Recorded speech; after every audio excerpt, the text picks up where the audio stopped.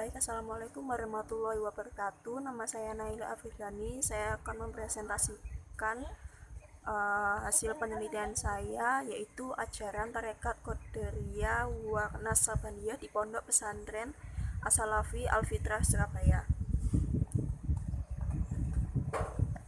Sejarah Tarekat Qadiriyah wa Naksabandiyah.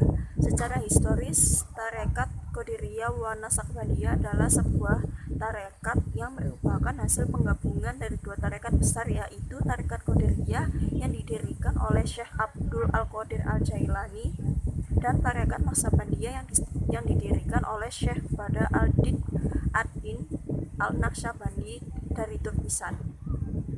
Penggabungan kedua tarekat tersebut kemudian dimodifikasi sedemikian rupa sehingga terbentuk sebuah tarekat yang mandiri dan memiliki perbedaan dengan kedua tarekat induknya.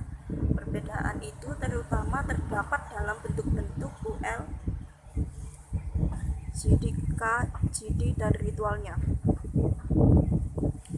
Penggabungan dan modifikasi yang seperti ini memang suatu hal yang sering terjadi dalam Tarekat Qadiriyah. Dalam Tarekat Qadiriyah ini dilakukan pula Qadiriyah wa Naksabandiyah. Tarekat ini didirikan seorang ulama besar, yaitu Syekh Al-Makaram Ahmad Khatib Ibnu Abdul Ghaffar Al-Sambasi, Imam Besar Masjid Al-Haram di Mekah. Ia berasal dari Samba, Nusantara, yang tinggal sampai akhir hayatnya di Mekah tahun 1878. Syekh Ahmad Khatib adalah seorang mursyid Tarekat Qadiriyah, di samping itu juga mursyid Tarekat Naksabandiyah. Akan tetapi, ia hanya menyebutkan silsilah tarekat dari sanad Tarekat Qadiriyah. Sampai sekarang belum ditemukan informasi secara pasti dari sanad di mana Syekh Ahmad Khatib menerima baiat Tarekat Naksabandiyah.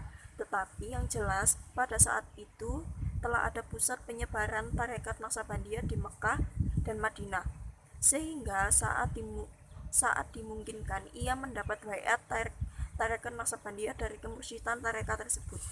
Kemudian ia menggabungkan inti ajaran kedua tarekat tersebut, yaitu Tarekat Qadiriyah dan Tarekat Naksabandiyah, dan mengajarkan pada murid-muridnya, khususnya yang berasal dari Nusantara. Penggabungan inti ajaran kedua tersebut dimungkinkan atas dasar pertimbangan logis dan strategi bahwa kedua ajaran itu bersifat saling melengkapi, terutama dalam hal jenis zikir dan metodenya. Tarekat Qadiriyah menekankan ajaran pada zikir hard atau bersuara, sedangkan Tarekat Naksabandiyah menekankan model zikir sir atau diam atau zikir lataif. Dengan penggabungan diharapkan para muridnya mencapai derajat kesufian yang lebih tinggi dengan cara yang lebih efektif dan efisien.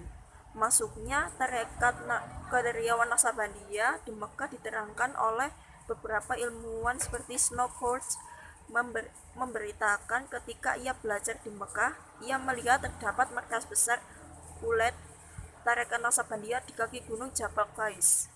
Demikian pula melihat terdapat markas besar Uled. Menurut Birmingham, ada seorang syekh dari Minangkabau di baiat tarekat pada tahun 1845. Nah, Tarekat Qadiriyah maupun Naksabandiyah ini mempunyai silsilah.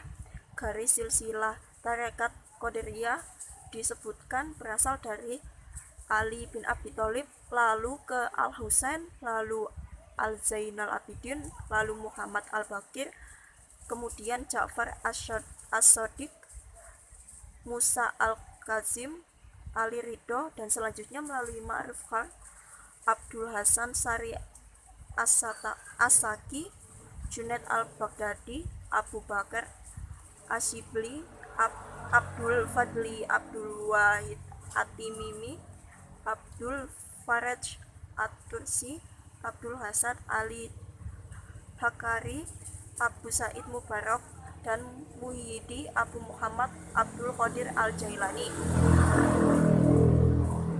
Lalu implementasi atau penerapan pendidikan sofistik Tarekat Qadiriyah wa Naksabandiyah, yaitu Ada satu, taubat.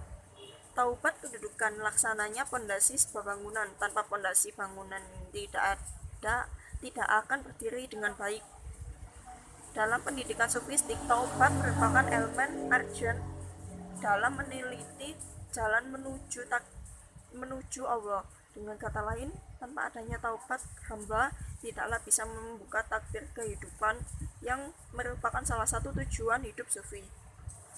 Yang kedua, riyadhah. Seorang salik harus menjalankan riyadhah atau latihan secara bersungguh-sungguh untuk menolak atau mematikan selainnya, berupa wujud itu sendiri, nafsu, dan syaitan. Lalu yang ketiga, mujahadah.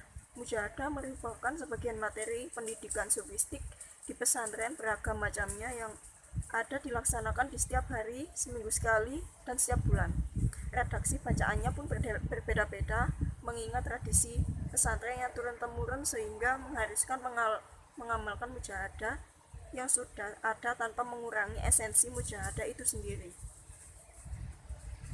Lalu yang keempat, tawajuhah. Di dalam pesantren yang notabene berbasis tarekat, seringkali kita menemukan kegiatan yang dikenal dengan tawajuhah, yaitu pertemuan langsung antara sang guru atau sahih dengan sang murid atau salik yang melakukan kegiatan ketarekatan. Lalu yang kelima, zuhud. Materi pendidikan sofistik di tarekat yang tidak ketinggalan juga yaitu zuhud. Materi di pesantren mengajarkan adanya zuhud, hanya saja biasanya tidak menekankannya. Fakta di lapangan yang penulis ketahui bahwa kehidupan santri sangat sederhana dan tidak terlalu mencintai dunia. Hal ini menunjukkan bahwa pendidikan sofistik berupa zuhud ada dalam pesantren. Lalu yang keenam, zikir. Zikir dalam pesantren merupakan hal yang tidak asing lagi. Pasalnya setiap pesantren memiliki amalan zikir yang harus diamalkan santri sekaligus menjadi karakteristik pesantren itu sendiri. Lalu yang ketujuh, manakib. Manakib dalam pesantren biasanya menggunakan kitab Jauharu al-Ma'ani atau bisa juga Nuru al-Burhani. Kedua atau kesatuan yang saling melengkapi, dalam kata lain juz 1 dan juz 2 yang dikarang oleh murid Syekh Abdul Qadir Al-Jailani dan di dalam berisi biografi Syekh Abdul Qadir Al-Jailani dalam meneliti jalan Ma'rifullah. Oleh karenanya santri bisa menyebutkan manakib Syekh Abdul Qadir Al-Jailani gitu. Sekian presentasi dari saya, kurang lebihnya mohon maaf. Assalamualaikum warahmatullahi wabarakatuh.